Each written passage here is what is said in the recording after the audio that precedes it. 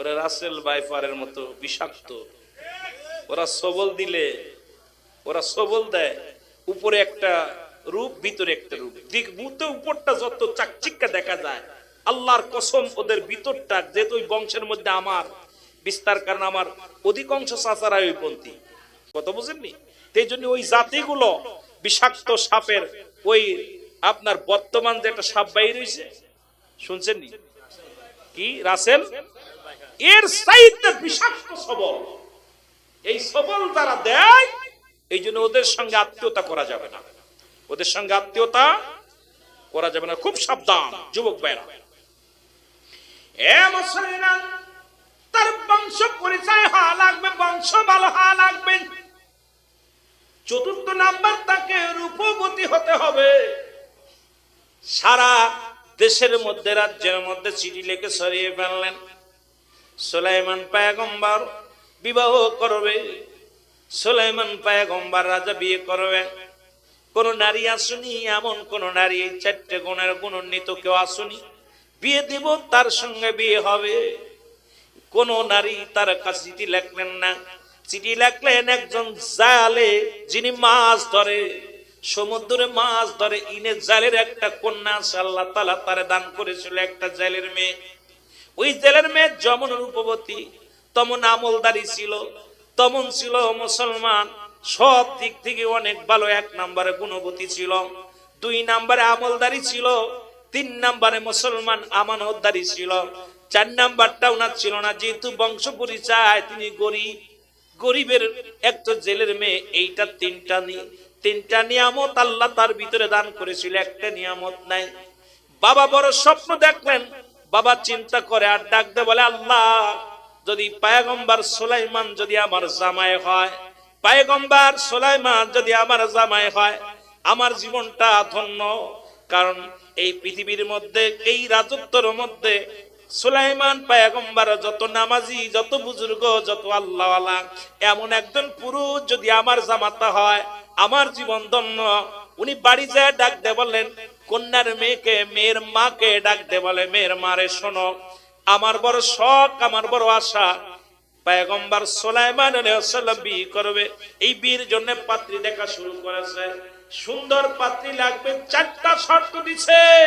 আমার কন্যার তো তিনটা গুণ আছে, একটা আমার কন্যার ভিতরে নাই। এই 3টা গুণের মধ্যে 1 নাম্বার, অত্র রাজ্যের মধ্যে আমার মেয়ের মধ্যে এত আমানতদারি মেয়ে আর পৃথিবীর মধ্যে নাই।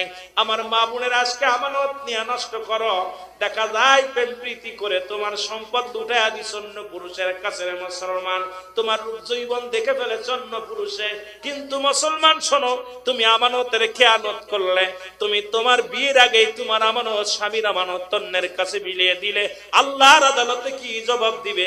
আমার যুবক ভাইরা যারা সুন্নি বলে দাবি করো, একটু আলোচনাটা শোনো, আল্লাহ যেন বুঝার তৌফিক দান করে। জোরে জোরে চিল্লায়া বলা যাবে না মারহাবা? একটু মহব্বতের সঙ্গে দুরূদ শরীফ পড়েন, আল্লাহুম্মা।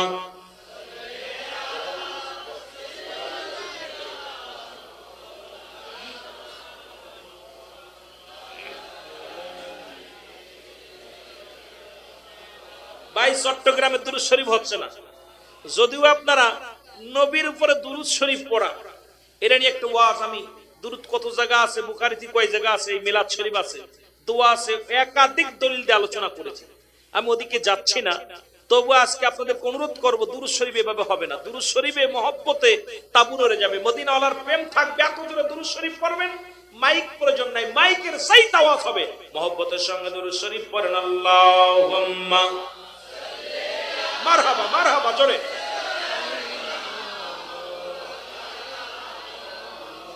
وعلى آل سيدنا, আরো জোরে বলেন, আল্লাহুম্মা।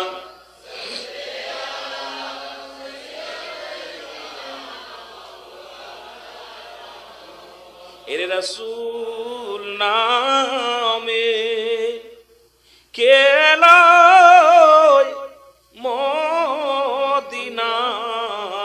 মদিনায়, রাসূল নামে বলেন, রে আকাশের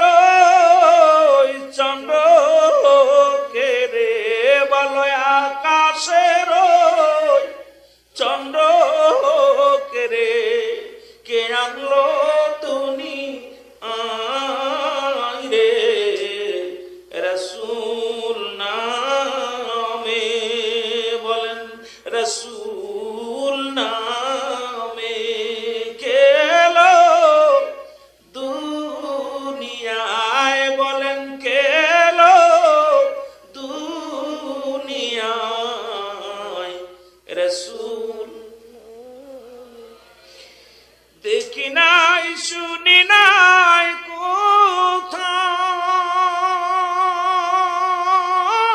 কোথাও মানুষের কান্দে মানুষের ব্যথায় রে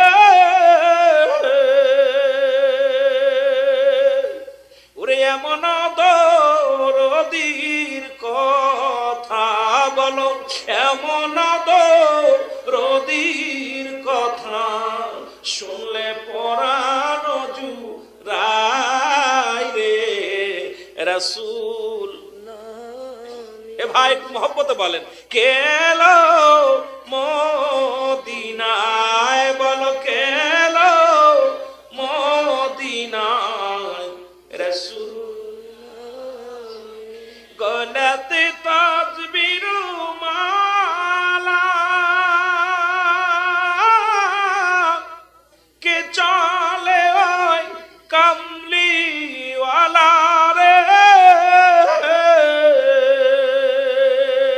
গলাতে তাজবির মালা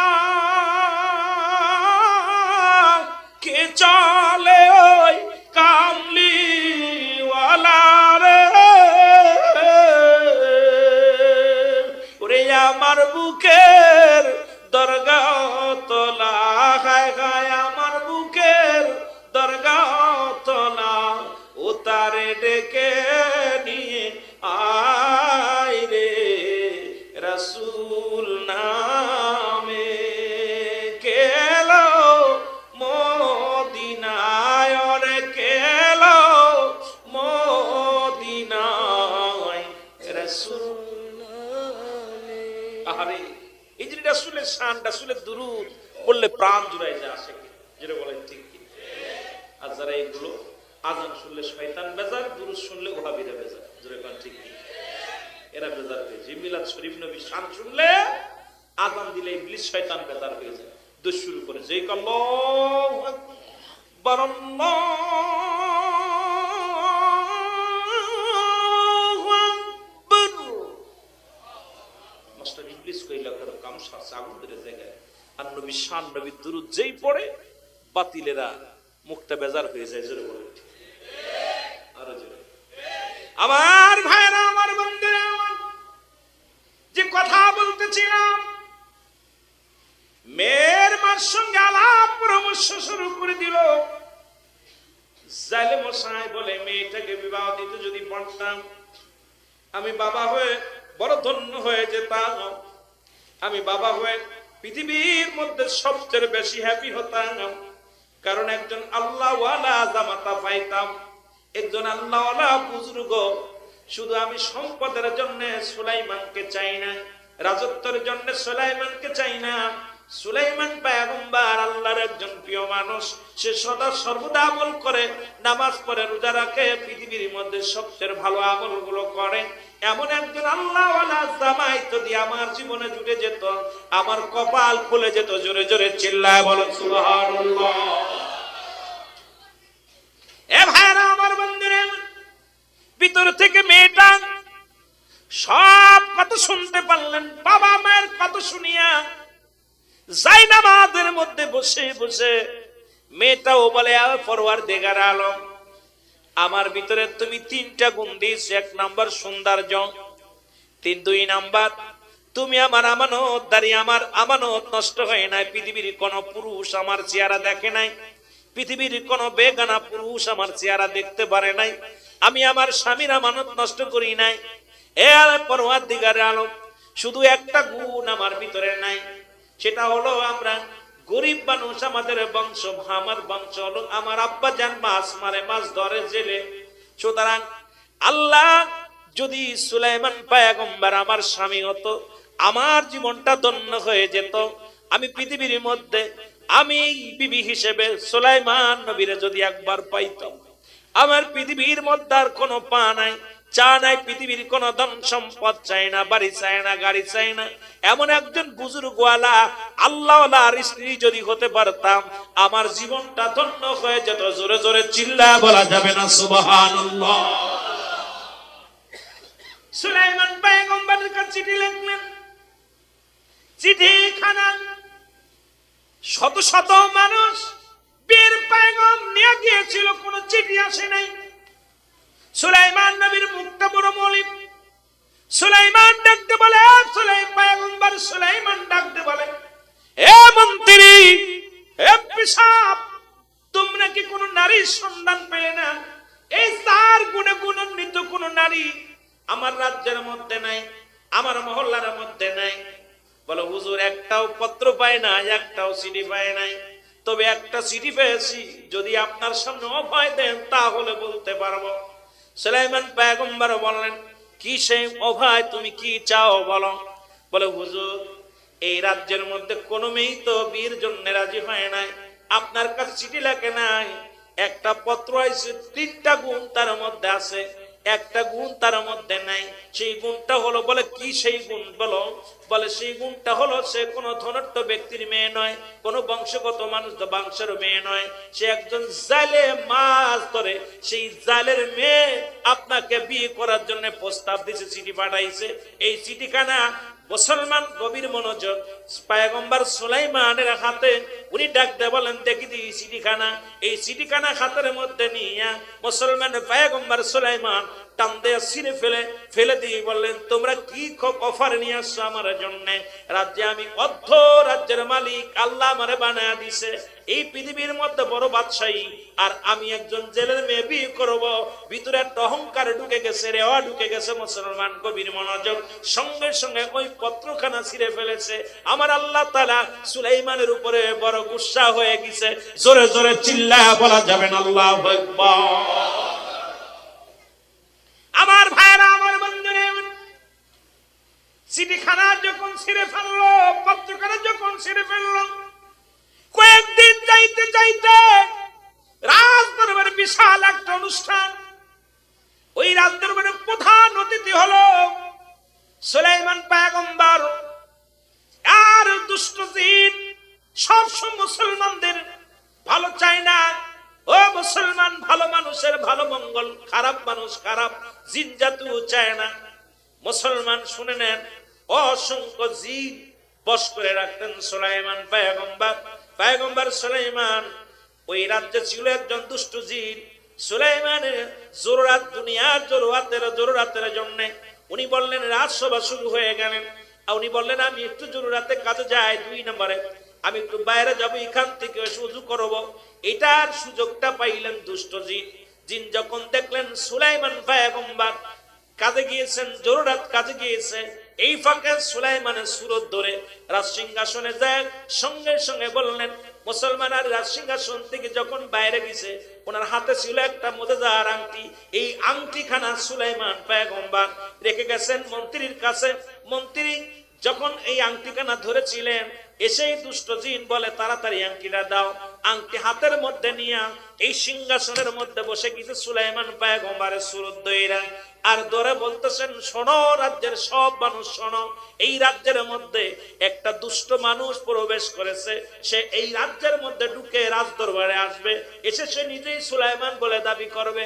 এই দাবি করার পর সে নিজেই বলবে, আমি সুলাইমান, এই কথা বলে দাবি করবে। তোমাদের কাছে আমার একটা দাবি, এই লোকটা যখন ভিতরে প্রবেশ করবে, তাকে তোমরা বিচার করবে, তার বিচারে আওতায় আনবে, তাকে খবরদার ঢুকতে দিবা না, কারণ এই লোকটা কিন্তু সুলাইমান পয়গম্বর বলে দাবি করবে, খবরদার তারে কিন্তু মেনে নিবা না। জোরে জোরে চিল্লায়া বলা যাবে না আল্লাহু আকবার। যে কথা সেই কাজ, মুসলমান শোনো। পয়গম্বর সুলাইমান কি করলেন? এ মুসলমান শোনো, এদিকে উনি বাইরে থেকে জরুরাত শেষ করে অজু করে পুত পবিত্র হয়ে যখন ভিতরে ঢুকলেন, প্রহরীরা বাধা দিলেন। দেখে সুলাইমানের চেহারা, পয়গম্বর সুলাইমানের চেহারা আর আগে যে বসে আছে সেখানে একই রকম চেহারা, আল্লাহু আকবার, একই রকম চেহারা। উনি বলে, প্রহরীরা বলে দাঁড়ান, আপনি কে? আমি তোমাদের নেতা, তোমাদের রাজা পয়গম্বর সুলাইমান। কয় না না, আমাদের রাজা তো ভিতরে প্রবেশ করেছে, তুমি আবার কে? আমি তোমাদের রাজা, আমি তোমাদের পয়গম্বর, আমি তোমাদের সুলাইমান, আমাকে তোমরা চিনতে পারছো না? কয় না, একটু আগে একজন গিয়েছে, সেই তো আটেন, দেখে আসি। ভিতরে যা দেখে মুসলমান পয়গম্বর সুলাইমান আলাইহিস সালাম, যা দেখে ওই রাজ সিংহাসনে বসে আছে একই সুরত দইরা, একই রূপ দইরা চেয়ারের মধ্যে বসে আছে। আর এক নজর দুষ্ট জিন দেখার সঙ্গে সঙ্গে প্রজাদেরকে, প্রজারা শোনো, একটু পরেই সেই লোকটা হয়তো রাজ দরবারে ঢুকবে, ঢুকেই বলবে আমি সুলাইমান, আসল সুলাইমান। খবরদার খবরদার, তার কথা বিশ্বাস করবে না, সে কিন্তু দুষ্ট প্রকৃত। তোমাদেরকে ক্ষতি করার জন্য এই মহল্লার মধ্যে, সমাজের মধ্যে তিনি আবির্ভাব হয়েছে, তাকে তোমরা হেঁটাও, জোরে জোরে চিল্লায় বলো আল্লাহু আকবার। সুলাইমান পয়গম্বর যা বলে, প্রজারা এটি আমি, তোমরা কাকে বসাইছ? এ মুসলমান শুনে নাও, আল্লাহ তাআলা যে মুজিদার আংটিখানা দিয়েছিল, এই আংটি তার কাছে থাকতো, সারা পৃথিবীর মানুষ তার দিকে ঝুঁকে যেত। পশু পাখি কীট পতঙ্গ, এমনকি প্রজারা সবাই তার অনুগত হয়ে যেত। দুষ্ট জিনের হাতে আংটিখানা, সুলাইমান পয়গম্বর দাঁড়ায় রইলেন, প্রজারা তারে ধরলেন, ধরে আঘাত, তাকে মারলেন, অনেক আঘাত করলেন, মারলেন। মার খায়া সুলাইমান পয়গম্বর পড়ে রইলেন, বেহুশ হয়ে গেলেন। ওনাকে ধরে নিয়ে জঙ্গলের পাশে ছুঁড়ে ফেলে দিয়ে আসলেন। সুলাইমান পয়গম্বর পড়ে আছে, রাজ্য চালাইতেছে দুষ্ট জেনে। প্রজারা ও বনাহারে অনেক কষ্টের মধ্যে জীবন যাপন করতে লাগলেন। আর ওদিকে আসল সুলাইমান রাস্তার ধারে পড়ে আছে।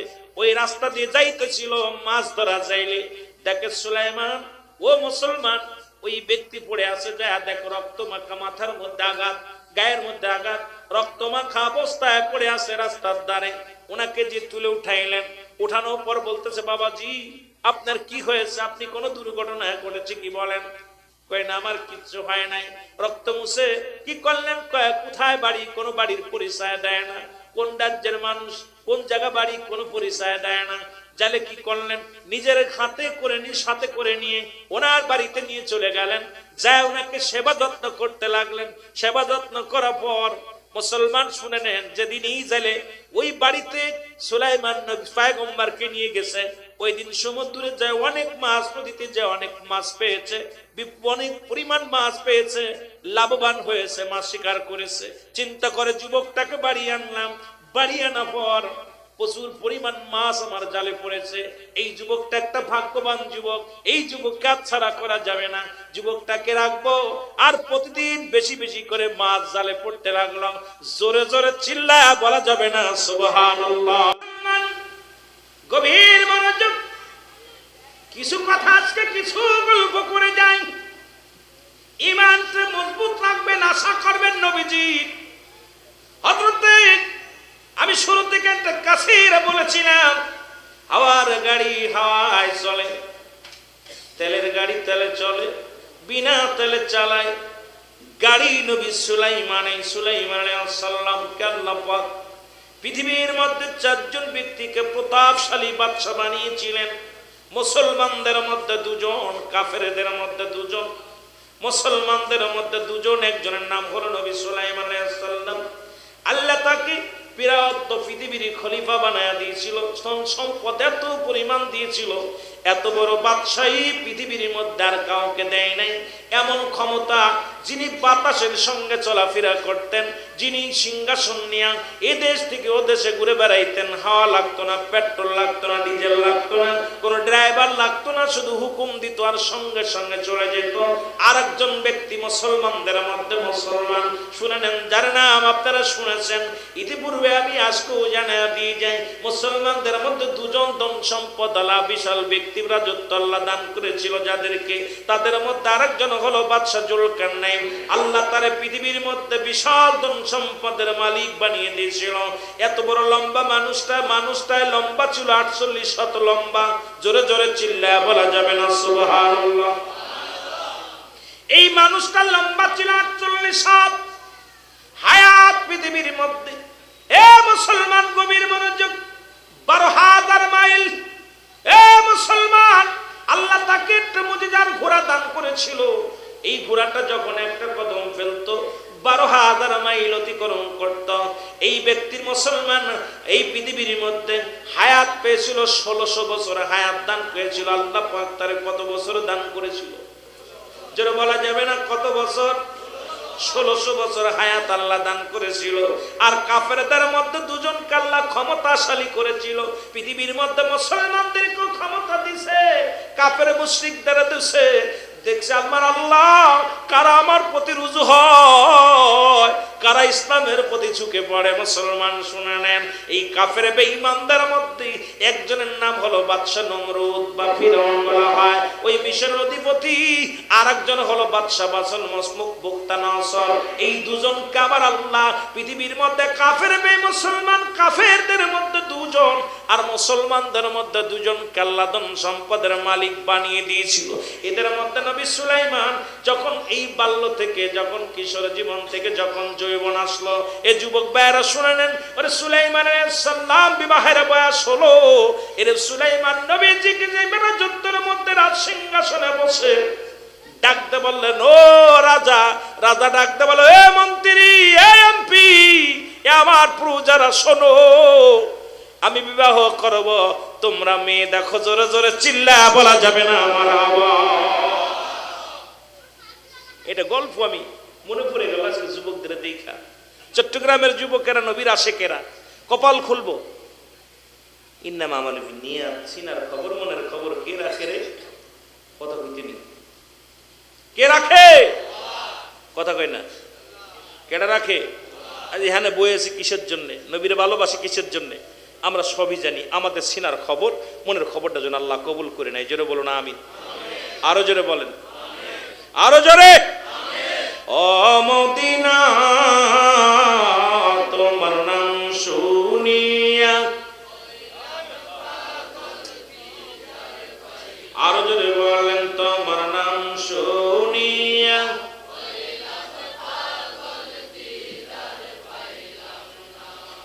কত মানুষ যায় মদিনায়, যাইতে পারলাম না।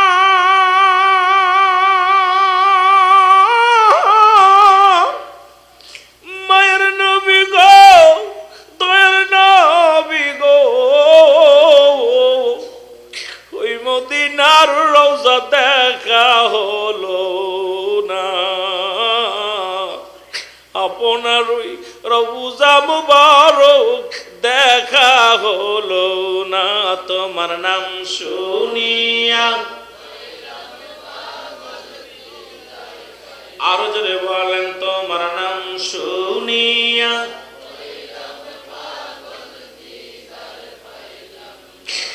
গরিব আমি চট্টগ্রামে বাড়ি, রাসূল যাইতে পারলাম না।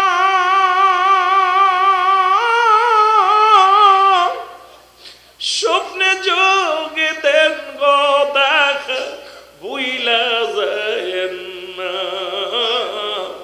এর স্বপ্নে যোগে দেন গো দেখা, নবী বুইলা যায় না। তোমার নাম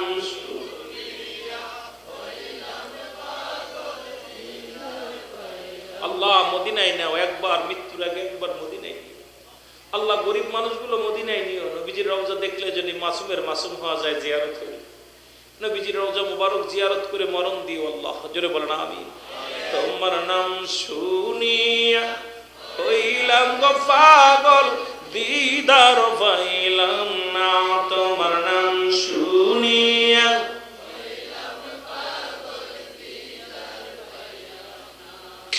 এরে উদয় হইয়া কাছে নবী উম্মতের মায়া,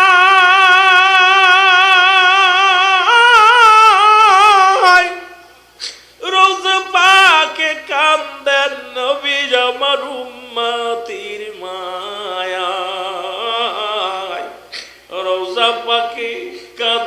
গনবী আমার উম্মতের মায়ায় ওরে দেখাও একবার ওই মদিনায় আল্লাহ দেখা একবার ওই মদিনা ওরে দূরে আমায় রাইখো না তোমার নাম শুনিয়া হইলাম গো পাগল দিদার পাইলাম না তোমার নাম শুনিয়া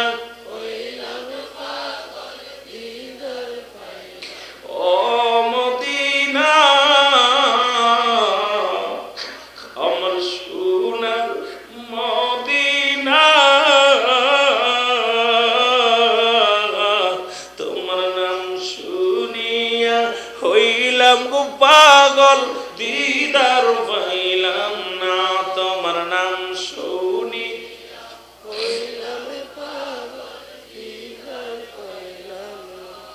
এ ভাইরা আমার বন্ধুরা আমার যে কথা বলতেছিলাম দিলের কান লাগা শোনা গো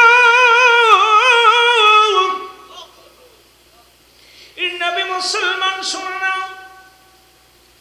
এ মুসলমান শোনো উনি ঘোষণা করলেন যে মেয়েকে বিয়ে করবো 4টা গুণ থাকা লাগবে কয়টা গুণ 4টা এক নাম্বার গুণ থাকবে সামান্যতের খেয়ানতদারি হবে না 2 নাম্বার সে ব্যক্তি আমলদারি হবে 3 নাম্বার তার বংশটা ভালো হওয়া লাগবে যে বংশের ভিতরে বাতিলেরা আছে এ যুবকেরা তোরা যারা বিয়ে করবি খোঁজ লবি যত বড় নামাজি হোক ওই ওহাবিদের কোন জাত যেন ঘরে না আসে তোরে কোন ঠিক কিনা মনে রাখবো এরা ওই খাসলামটা ধরতে হইব ওই জাতির ভিতরে ঢোকা যাবে না এই জাতিরে কোনোদিন মানুষ করা যাবে না